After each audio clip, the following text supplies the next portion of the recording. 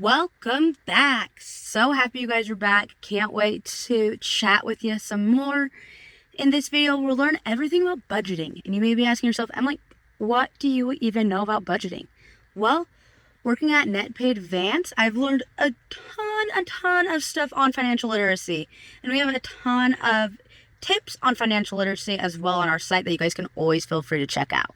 So you may be wondering, what is a good budget for beginners? Or how to budget my money on low income? Well, today we're here to teach you that all of those things plus so much more.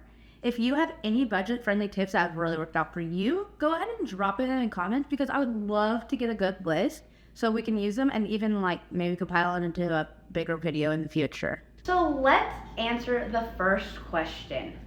How do I start my first budget? First things first, collect all your streams of income. Personally for me, I write them down each month just because sometimes they vary. And then I put them into an Excel spreadsheet, be organized. And then from there, I will collect my expenses.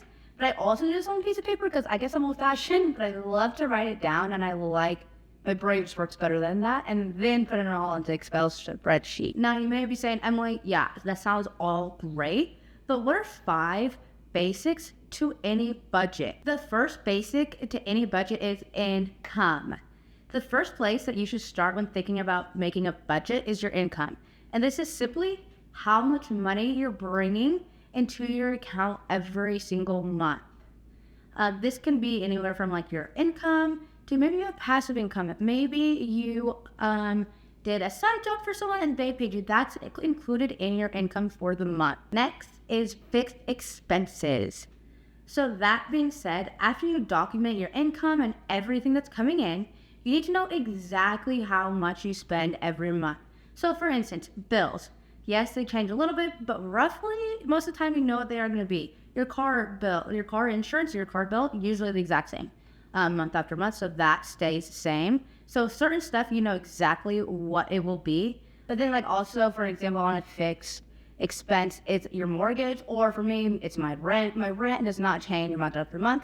At the end of the year, if I renew my lease, then it might go up, but month after month for 12 months stays the same. So after you figure out all of your fixed expenses, you're gonna wanna start deducting that from your income.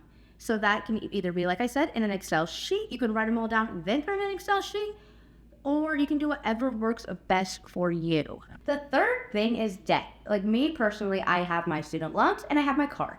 Those come out in my account every single month. So that is something I do have to budget for, unfortunately.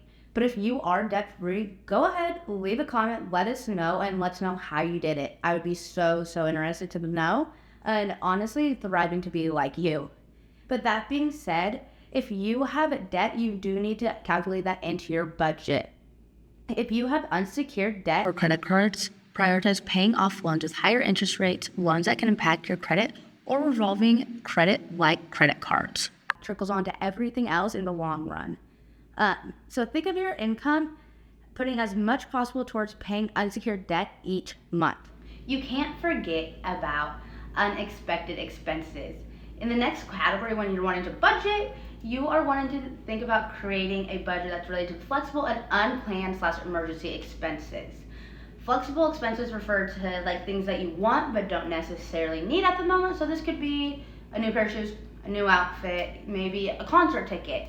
It could be stuff like that. Or when you're thinking about money that you have left over, you can always put that to unexpected expenses.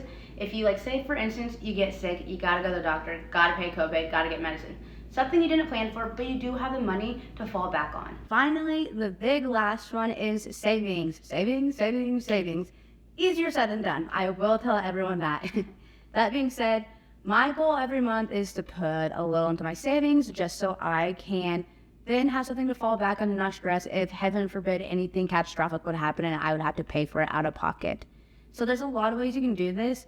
A lot of people recommend about 20% of your income, but realistically, if you can't do that, that's fine. If it's $100 every month, you do $100 every month for the year, and you have $1,200 in savings that you have in case something happens, which is a great thing to fall back on. Budgeting doesn't have to be hard. I recommend reviewing your budget monthly to see how you spend compared to your expenses you outlined. to really just adjust it all. I really only update my budget when faced with move, new car, change in work, or a change in financial goals. As always, if you found this video super helpful, make sure to like and subscribe. And then remember, NetPay Advance is always here to help if you need those little extra money to get to the next payday. We can't wait to see you next time. And make sure to comment and like and leave any little tips you have below, because I bet there's a ton out there. See you guys next time.